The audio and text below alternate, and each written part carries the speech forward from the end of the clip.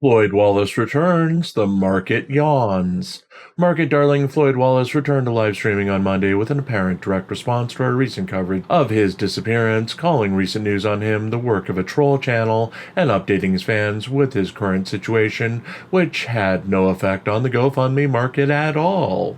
As usual, Wallace took every opportunity to tell his story and to fundraise for the nearly $800 he owes in fines related to his recent guilty plea in Grayson County, Texas, for resisting arrest, search, or transport.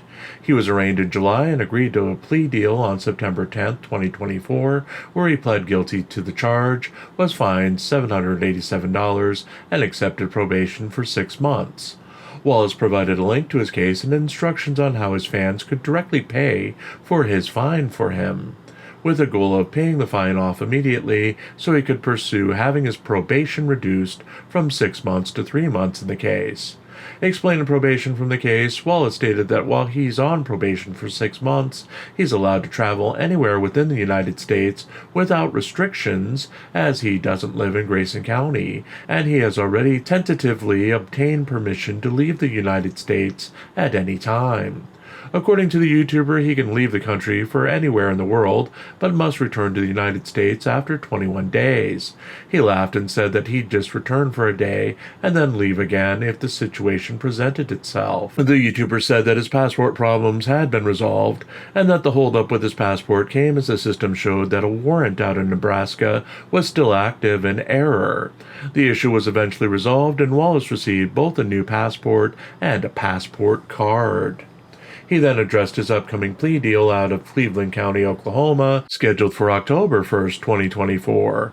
Wallace said he wanted to fire his attorney and fight the charges, which carry 2 months in jail, claiming that if he loses in court, he'd simply serve the 2-month jail sentence, as the sentence would be reduced to 26 days. Wallace called serving time in jail boring and claimed to be racially discriminated against in the Oklahoma case, as all the police officers and judges he encountered were white. He also claimed that his association with Jose Chile de Castro was a big part of the charges sticking against him, as judges want to make an example out of anyone associated with de Castro. Going further, Wallace blamed his physical appearance for the discrimination, as he said he looked Haitian, and people responded horribly to Haitians.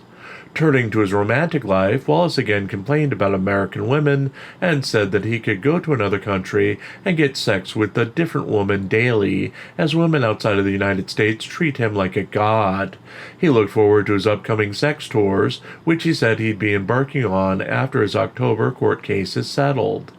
Wallace addressed his current working conditions, as he is still making money off his YouTube channels. He only needs to work temporary jobs in order to keep up with his expenses. He also said he had no plans to find full-time employment, as he was leaving the country as soon as humanly possible.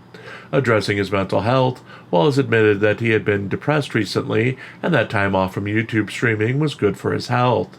He later promised to stream again later last night, but never did. Finally, Wallace reminded his fans that they can directly contribute to paying for his fine of the Texas case, and again distributed the link to pay the fine in a side chat before signing out for the night. Wallace's return did nothing to impact the market, as our own ongoing expenses account won the day with a $10 take from our hate watcher. On that note, if you'd like to send your money to a YouTuber who isn't paying off his massive court fines, we'd be remiss if we didn't remind you that you can contribute to force the college dropout and known cryptid Jim Finch to keep writing this dreadful column each day by contributing to the GoFundMe run by this very channel.